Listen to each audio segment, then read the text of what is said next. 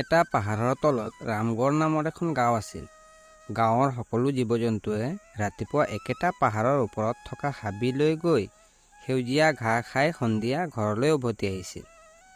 যেনেকৈ প্ৰতিদিনে লক্ষ্মী নামৰ এটা গৰু আন গৰুৰ সৈতে একেটা পাহাৰৰ হাবিলৈ ঘাঁহ খাবলৈ গৈছিল। সেউজীয়া ঘাঁহ খাই তাই ইমানেই সুখী হৈছিল যে তাই কেতিয়া সিংহৰ গুহা এটা পালে গম পোৱা নাছিল। সিংহটো নিজৰ গুহাত শুই আছিল আৰু সিও যোৱা 2 দিন ধৰি ভোকত আছিল। লক্ষ্মী সিংহৰ গুহা পোৱাৰ লগে লগে গৰুৰ গোন্ধত সিংহটো টোপনি জাগ্ৰত হৈ পৰিল।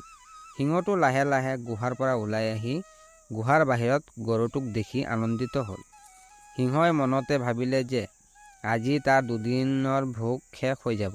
এই সুস্থ গৰুৰ সতেজ মাংস খাব আৰু এই কথা ভাবি সি জোৰেৰে গৰ্জন এটা মাৰিলে। সিংহৰ গৰ্জন শুনি লক্ষ্মীয়ে ভয় খায় চাৰিওফালে চালে। তাই দূৰ দূৰণিৰ আন কোনো গৰু দেখা নাপায়।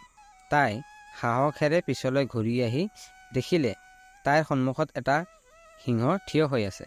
লক্ষ্মীক দেখি সিংহই পুনৰ গৰ্জন কৰি লক্ষ্মীক ক'লে, 2 দিন ধৰি মই কোনো চিকাৰ নাপাই আছিল।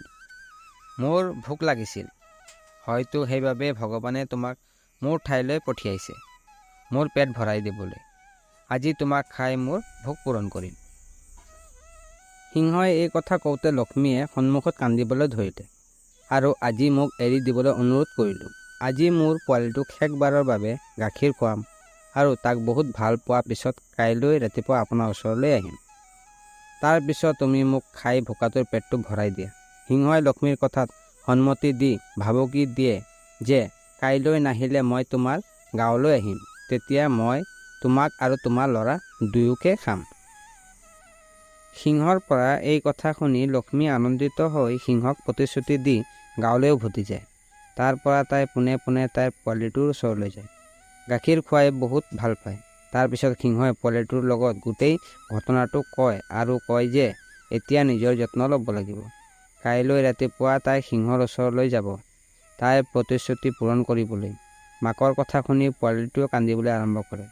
দ্বিতীয় দিনা ৰাতিপুৱা লক্ষ্মী হাবিলৈ ৰাওনা হয় আৰু সিংহৰ গুহাৰ সন্মুখত হাতখন আগবঢ়াই সিংহক কয়, মোৰ প্ৰতিশ্ৰুতি অনুসৰি মই তোমাৰ ওচৰলৈ আহিছোঁ।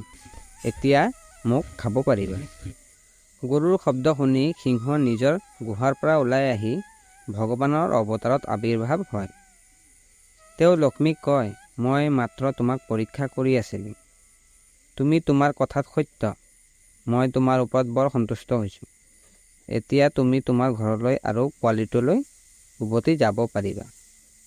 ইয়াৰ পিছত ভগৱানে সেই গৰুটো গৌ মাতা হোৱাৰ বৰদান দিয়ে আৰু সেইদিনাৰ পৰা সকলো গাই গৌ মাতা বুলি ক'বলৈ আৰম্ভ কৰে।